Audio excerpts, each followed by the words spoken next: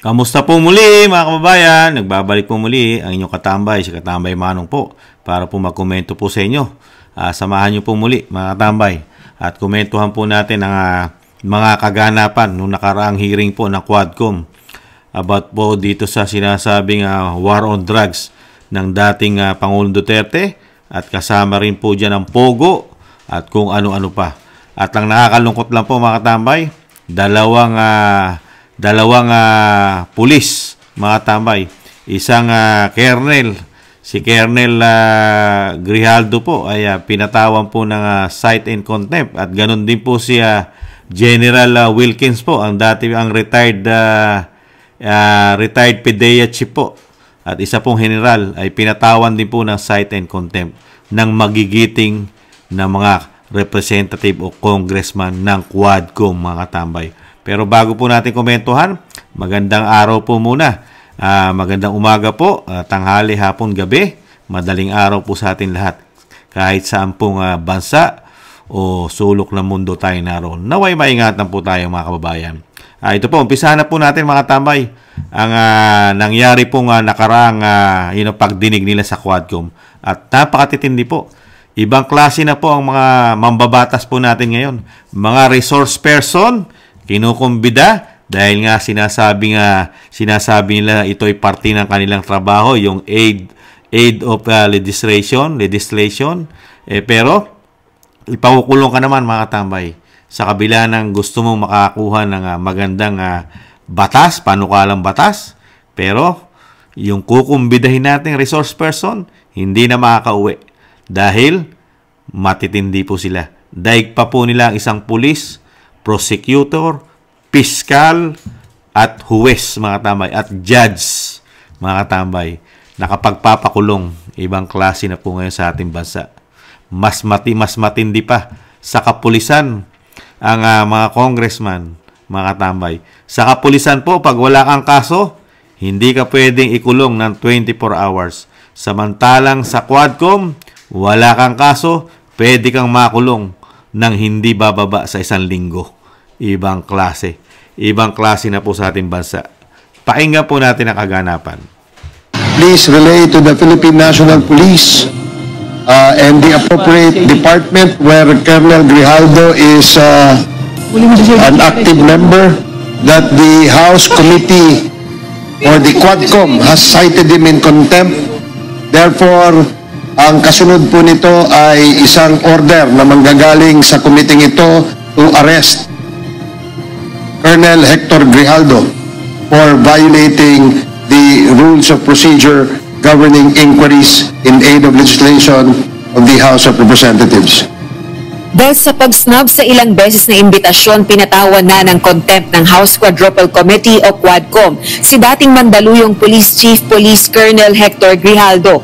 Iniutos ang pagdetine sa police official sa premises ng House of Representatives.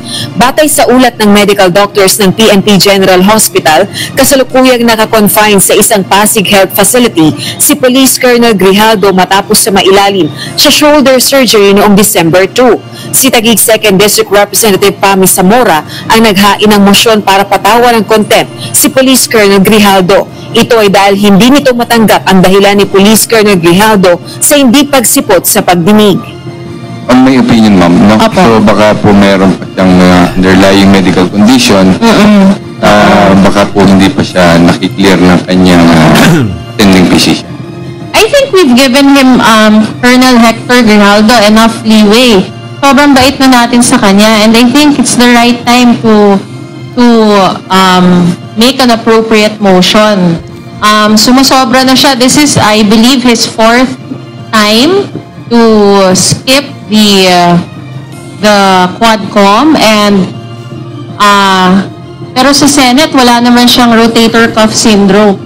Sa October 28 na pagdinig ng Senate Blue Ribbon Subcommittee sa anti-drug war ng Duterte administration, ipinahayag ni Police Colonel Grijaldo na kinausap umano siya ni Quadcom Co-Chairpersons Representative Dan Fernandez at Representative Benny Abante.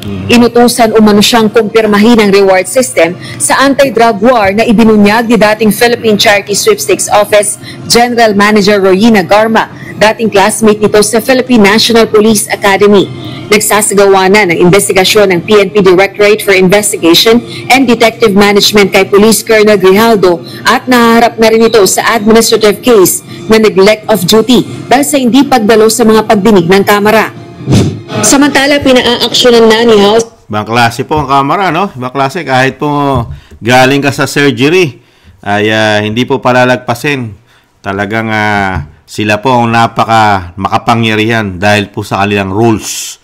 Rules, mga katambay. Iba po ang rules nila. Mas matindi pa po sa Supreme Court. Ang Supreme Court at ang Korte ng Pilipinas ay hindi ka basta-basta pwede ikulong. Pero sa rules nila, kulong ka. Cite and contempt, mga katambay. Iko-contempt ka agad nila. Kulong ka.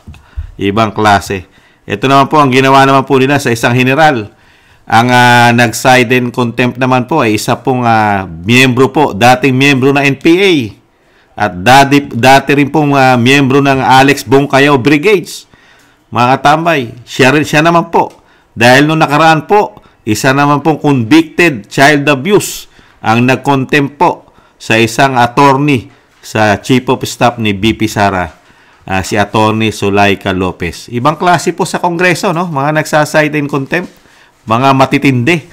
May kaso ng child abuse. Tapos, dating MPA, dating miyembro ng Alex Bongcayaw Brigades, sila po ang makapangyarihan ngayon dahil sa kanilang rules. Pero mga resource person ito, mga tambay, resource person. Tingnan nyo po ang ginawa kay General Wilkins. With the indulgence again of Congressman... Okay, I will give the floor to Chairman okay, Carabas. Congressman Paduano, you are recognized. Chairman, anyway, naunahan lang ako ni Chairman Akop. Kasi, General Wilkins, eto, last warning ko sa iyo, sa nangyari, you're lying. Tapang Oh, gusto mo i-cite ko na? Ba, tapang? Ano pa yung mukha mo eh? Ba, talaga? Ibang klase. You're not respecting Wow. this committee. Wow. And I warn you, this will be the last. Talaga, tindi. Kanina nang tinatanong kita, akala mo hindi kita babalikan? Wow. Now you admit that it's all about your command responsibility. Grabe In fact, magtutuwa na, aserto, dinideny mo. Of course, your words against the words of aserto. Now, eto si Jed. Did you really interrogate personally, Jed Ilapel?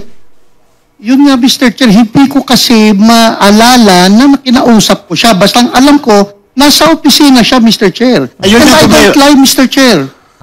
You're not lying, you lie! Grabe. Just a few minutes ago. Lie. Ibang klase. Sa harap ko. Sarap ko. Sinabi mo na delegated, that authority was delegated to your personnel.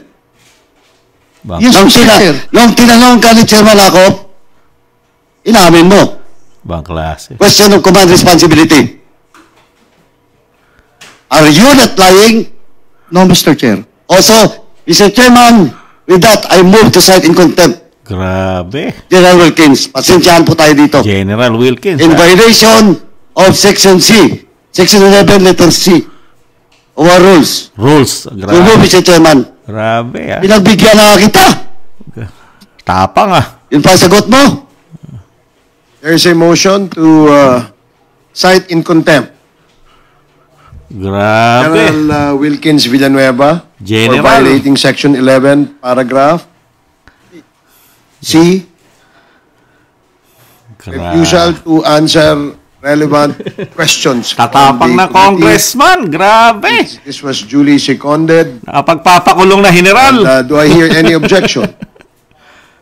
Hearing none, the motion is approved. Grabe, no? Grabe. Ganong katapang po ang dating MPA at dating miyembro po ng Alex Bongcayaw Brigades. Grupo po na pumapatay po ng aambus, mga tamay. Nabigyan lang po ito ng pardon. Pero ngayon, nakita nyo po, General, Colonel, ang kanilang kinokontempt sa Kamara dahil sa kanilang napaka-powerful na rules. Rules. Tama, ibang klase. Mas makapangyarihan pa ang kanilang rules sa Korte Suprema at sa mga korte natin, mga tambay. Ibang klase, no? Yung sinasabi nga ni Kamanong, kahit nga kapulisan, hindi ka maukulong kung wala kang kaso. Hindi ka pwedeng ikulong ng 24 hours kung wala kang kaso. Samantalang ito, wala kang kaso. Sasabihin lang sa'yo, sinungaling ka. Nagsisinungaling ka kay Congressman Paduano. Sinungaling ka, General! Kailangan mo ma-contempt. Kailangan mo makulong. Ang problema, mag-holiday tayo. Di ba? Holiday season.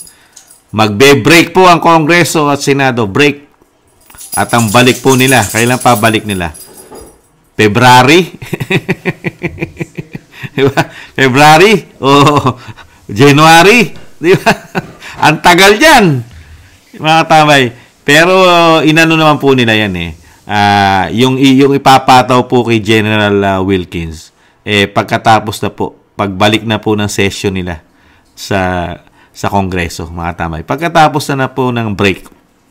Kasi, kung gagawin po nila yan kay General Wilkins, ang tagal yan, buwan yan. Ikukulong mo, buwan. Ibang klase. General! Dating PDEA po ito ni dating Pangulong Duterte, mga tambay. At pilit po talaga nilang ginigipit, mga tambay. Resource person ito, ha? Resource person. Mga resources person nila ito.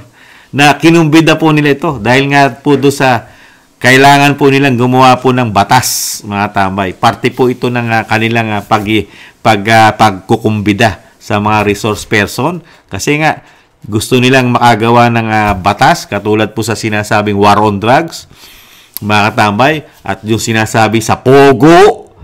Pero sa nangyayari po, yung ginagawa po nila investigasyon, ay para na po itong hinahatulan mo ang mga resource person mo na makasalanan, marami nang ginawa at talagang hinuhusgahan mo na. At ang mabigat, pinagsasabihan kapag sinungaling. Ibang klase, nagsisinungaling ka sa isang dating NPA. Grabe, no? Isang general nagsisinungaling sa dating leader ng Alex Bungkayaw Brigade yata. At dating NPA, mga tambay, nagsisinungaling ang isang general sa dating lumalaban sa gobyerno. Ibang klase, no?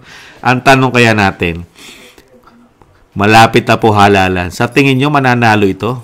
At kung ito ay hindi na isang congressman, mga katambay, makakaharap pa kaya ito sa isang General Wilkins? Ang dating PDEA chief, si General, si Wilkins Villanueva, mga katambay. Si General ex-PDEA chief, Wilkins Villanueva, mga katambay. Ibang klase, no? At doon naman po sa kabila, si General Grijaldo, ito po yung nagpaputok sa Senado na tinuturuan po siyang gumawa ng script about po doon sa reward system, di ba? Sa reward system ng napaka-famous na artista na si Congressman di ba? Yung congressman na sinasabing magaling na artista.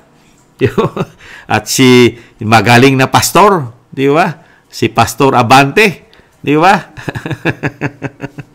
Kaya nga po nakakaano po, di ba? Yung artista po, si Dan Fernandez, di ba? Galing, ano? Galing. Talagang pagka po sila nabubuko, naiipit na, ganyan po ang mangyayari. Talagang isa-cite and contempt ka na nila. Iko-contempt ka na. Kasi naiipit na sila eh. Katulad nung sinasabi nilang star witness. Nasaan ba yung star witness nila? Bakit tumakas? Kung talaga nagsasabi na totoo yung star witness nila, bakit biglang tumakas? Nag-abroad. Ngayon, nakakulong yata sa Amerika. Nakatambay. Di po ba? Sino kaya nagpatakas naman doon? Di ba? Star witness po nila yon dito sa ginagawa na investigasyon. Wala po dyan. Si dating Colonel din, Garma. Di ba? Yung naging PCSO po yata ito. Mga katambay. At napakarami rin po naharapin itong korupsyon. Mga korupsyon sa gobyerno. Si Garma, si Colonel Garma. Ibang klase. Tapos, yung mga nag-iimbestiga po sa iyo sa Quadcom, may mga issue rin po. Katulad po ni Barbers. Di ba? Galit na galit po ang Congressman Barbers dahil po daw sa mga nagpapakalat ng fake news sa kanya at sa kanyang kapatid. Dahil nga po sa issue sa droga sa kanilang probinsya. Dahil nahulihan daw yata ng droga na napakarami nakasakay sa van ng kanyang kapatid, mga tambay. Yun daw ay fake news. Kaya nga galit na galit po yan.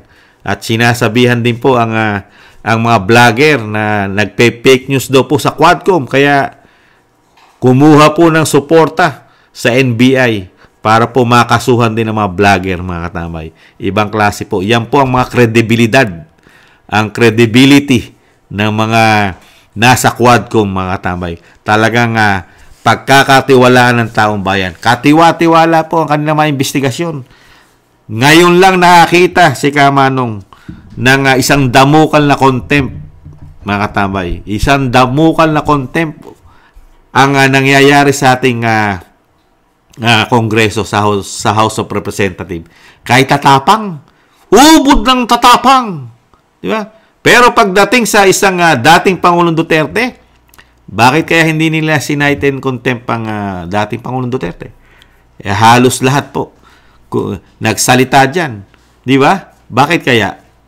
Si BP Sara, nagpunta po dyan. Bakit hindi nila kinontempt? Mukhang namimili lang po yata sila na iko-contempt. Di po ba? Hindi napansin. Matatapang lang po sila. Matatapang lang po sila sa gusto nila. Yung sinasabing kaya nila. Pero pagdating sa mga Duterte, bahagang mabuntot. Nagpunta dyan ang Vice President. Natulog pa nga dyan eh. Di ba? Natulog pa sa House of Representatives. Pinatayan pa yata ng aircon at ilaw. Hindi man lang nila kinontempt. Di ba? Dahil nag-overstaying sa House of Representatives. Paano mo naman i-contempt? Unang-una, hindi naman nila pag-aari ang House of Representatives. Ang nagpagawa niya ay taong bayan. Ang nagbabayad ng kuryente dyan ay taong bayan. Ang nagpapalamon sa kanila dyan ay taong bayan. Ang nagpapasweldo sa kanila ay taong bayan. Paano pagbabawalan ng isang presidente ang vice president? Ang vice president ay halal ng bayan. Di ba ba? Kaya magugulat na lang tayo, mga katambay, dito po sa ginagawa nila. Kasi parte po ito na sinasabi nga na demolition job sa pamilya Duterte. Yan na rin ang galing sa Vice President, di ba? Yung politically motivated, political harassment, sinasangkot sa issue, droga. Kasi kasama sa issue ng droga dyan eh. Yung droga, yung pogo, yung war on drugs, di ba? Yan ang mga issue nila dyan eh. Pati ang Congressman Pulong, sangkot dyan, sinasangkot nila dyan eh. At sinasangkot din nila dyan ang si Mans Carpio, ang asawa ng Vice President, si Attorney Mans Carpio. Sa droga issue yan. At sa kasama sa pogo, mga tambay, ang Duterte, ibang klase, no? Kahit sila na nanunungkulan, 3 taon na sila. Sila ang kumukontrol lahat sa gobyerno at sa pogo. Pero ang sisi ay sa dating Pangulong Duterte. Ibang klase, no? Ibang klase sa bansa natin ngayon. Lalo ang House of Representatives. Ganito na po. Ganito na po ang klase ng mga politiko, lalo ang mga representative congressman sa ating bansa. Ibang klase. Kinuha na po nila ang puwersa at power lahat. Nagpaka-pulis na. Nagpaka-investigador na. Nagpaka-korte na. Nagpaka-chief justice na. Mga tambay, nakapagpapakulong na. Ibang klase. Dahil sa rules. Kailangan din pala gumawa ng rules ang taong bayan, mga tambay. Komento lang na yung lingkod. Kailangan din po pala lahat yung nagpapasweldo katulad ng taong bayan, tayo. Komento ko lang. Kailangan din pala natin gumawa ng rules. Pagka nakikita natin na ganito na ang klase ng mga politiko, dapat din yata na gumawa tayo ng rules na ipakulong din natin sila. Komento lang na inyong lingkod. Dahil pwede silang gumawa ng rules eh. Kahit na ito labag sa batas. Kasi kung pag-uusapan mo yung rules nila, labag sa batas yan eh. Dahil nagpapakulong ka nang wala namang kaso kang pinapile na kaso riyan. Labag sa batas na. Pero, ginawa kasi nilang rules nila. Kaya hindi daw lalabag sa batas dahil rules nila. Silang may rules, sila lang. Kaya lahat ng papasok doon sa institusyon ng House of Representatives, delikado. Dahil yung rules nila, hindi katulad ng Korte ng Pilipinas, hindi kasama sa saligang batas natin. Iba yung rules nila, mga katambay. Kaya kung ikaw mahinang nilalang at pangkaraniwang tao ka lang, lalamunin ka talaga ron.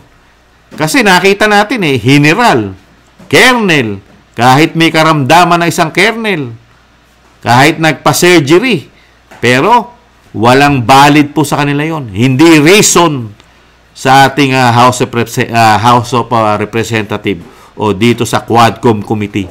Hindi reason na ikaw ay magkasakit. Walang valid yan, mga katambay. Ang kailangan, dumalo ka. Pagka sinabi ng mga hari, mga boss, makapangyarihang mga congressman sa ating bansa, kailangan sumunod ka. Kasi pag hindi ka sumunod, kahit na ikaw ay nasa ospital, nagpapagaling ka, hindi reason yan sa mga hari nating mga nagpapakahari ngayong mga congressman. Komento na inyong lingkod. Ibang klase sila ngayon.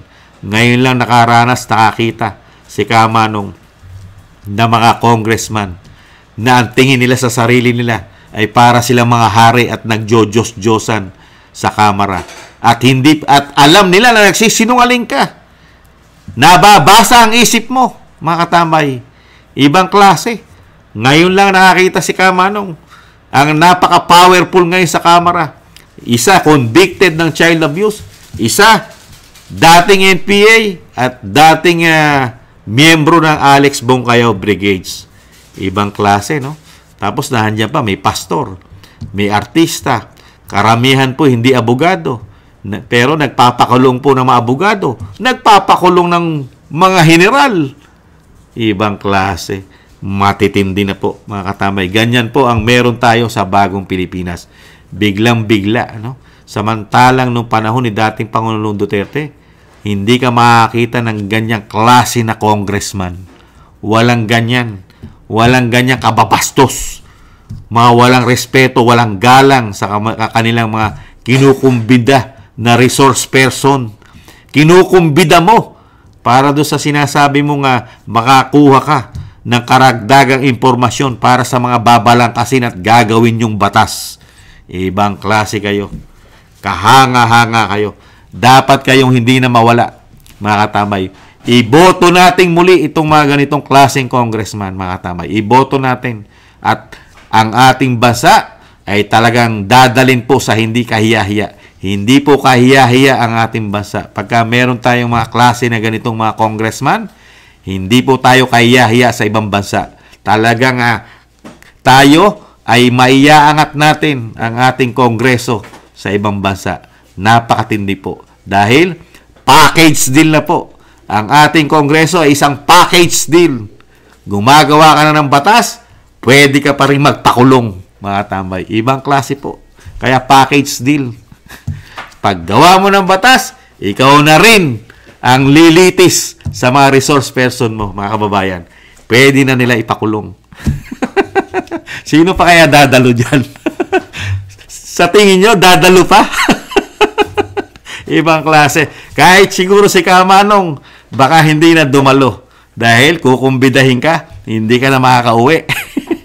Ibang klase. Pero, bibigyan po kayo ng advice ni Kamanong. Kung kayo ikukumbidahin ng Quadcom, magdala na po kayo ng maleta.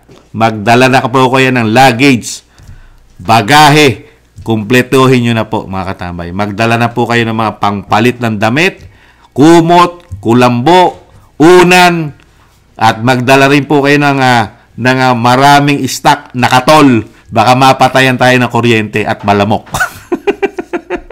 Di ba? Advice lang po ni Kamanong. Mas maganda po yon. Gada pupunta tayo sa Quadcom Committee, dala-dala na po natin ang ating gamit. Dahil baka hindi na tayo makauwi. At baka tayo ay ma-side and contempt, mga katambay. Ganyan po. Lalo po kung nandiyan po si dating NPA at dating Alex Bongkayaw Brigades at si dating at convicted ng child abuse. Delikado tayo riyan. Baka hindi tayo makauwi. Muli po si Katambay Manong. Maraming salamat po. At syempre po, hangang-hanga po si Katambay Manong. Hangang-hanga ko ngayon na meron tayong ganitong klase na mga congressman o representative sa ating bansa. Kahanga-hanga. Isa po itong isang history po sa ating bansa. History po ito. Napakagagaling at napakatitino. At hindi po ito mga korap, mga tambay. Hindi ito mga korap. Matitinong politiko ito, mga kababayan. Maraming salamat po sa mga nagusto po ng ating Tambayang Makabayan sa YouTube at TikTok. At ganoon din po sa mga nagko-comment, like, share, and subscribe. Maraming salamat po mga tambay. Alam na this, malapit na po ang botohan. Tandaan nyo po ang mga pagmumukha nila. Kapaki-pakinabang po sila sa lipunan sa ating bansa. Kapaki-pakinabang. Paalam. Bye-bye. Sa ulitin po. Ingatan nawa.